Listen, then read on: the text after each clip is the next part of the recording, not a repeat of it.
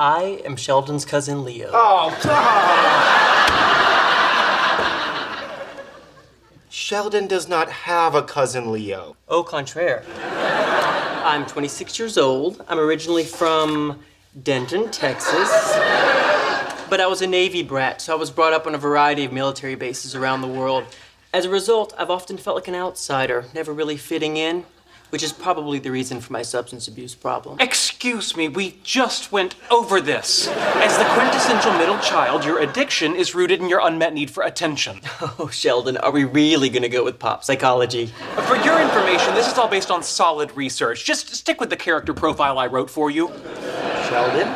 I'm sorry, Leonard, this is Toby Lubenfeld. He's a research assistant in the particle physics lab, but he also minored in theater at MIT. It was more of a double major, actually. Theater and physics. You can guess which one my bourgeois parents pushed me toward. Yeah, I got it. Sheldon, why? Well, you see, while Leo would not have gone into rehab, it is completely plausible that we would have talked him into leaving the motel and coming home with us. Oh. Sheldon, how about this as my motivation? When I was 14 years old, I was abused in the Philippines by a club-footed Navy chaplain. No, we're going with middle child and a genetic predisposition to inadequate serotonin production. Swell. How do I play genetic predisposition? Subtextually, of course. Just have fun with it.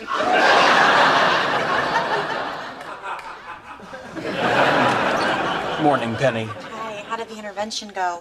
Unfortunately, we weren't able to convince him to go to rehab. Oh, well, based on what you told me, I'm not surprised. But we did convince him to leave the motel. Come say hello. Leo, this is Penny, our friend and neighbor. Hi, Leo. How are you feeling?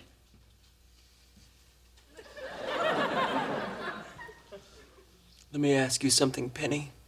Have you ever woken up in a flea bag motel covered in your own vomit next to a transsexual prostitute?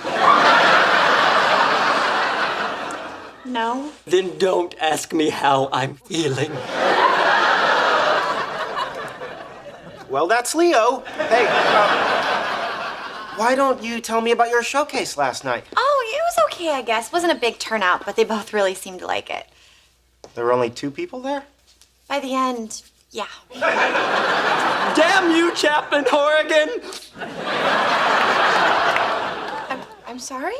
The Philippines. 1992. The Subic Bay Naval Station, a young boy on the cusp of manhood.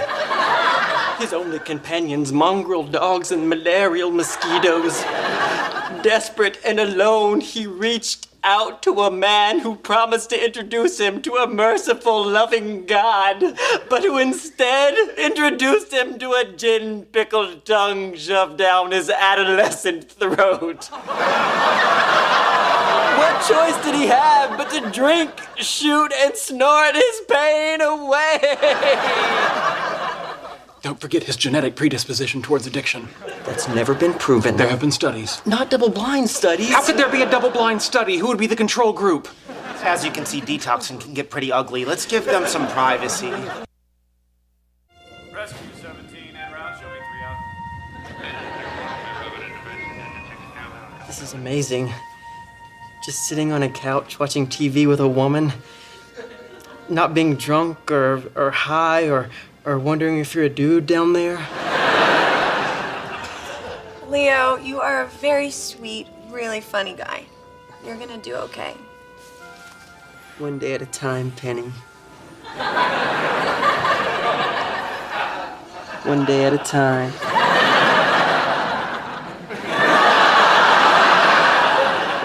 How long is he going to stay here? He's a homeless drug addict, Leonard. Where's he going to go? Boy, you have a lot to learn about lying.